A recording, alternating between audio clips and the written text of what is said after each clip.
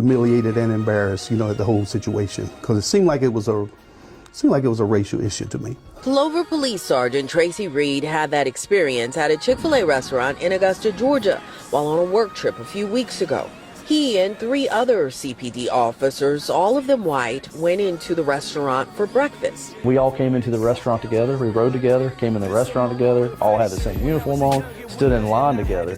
There was never a time that we were not together while standing in line. They say all 3 white officers were offered a complimentary meal, which they say is often offered to law enforcement at the popular restaurant chain. But when Sergeant Reed got to the register, he had to pay. He said he had to pay for his meal, and it infuriated me. And I told him, I said, "You want me to go say something?" And he was like, "No, I don't want you to cause the scene."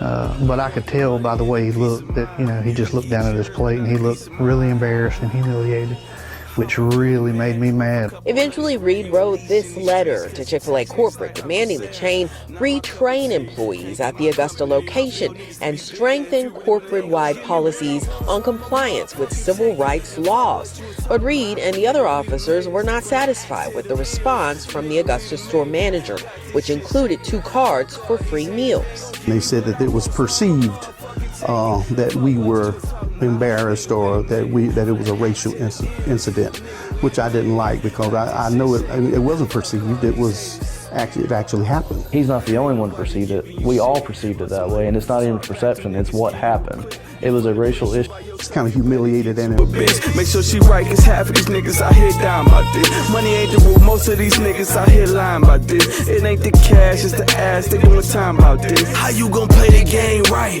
when you don't know all the rules? Plotting and scheming for the paper, you gotta plan out all your moves. I tell them, they don't listen, they holler back when they need help. If you was winning all by your lonely, you can lose all by yourself. I start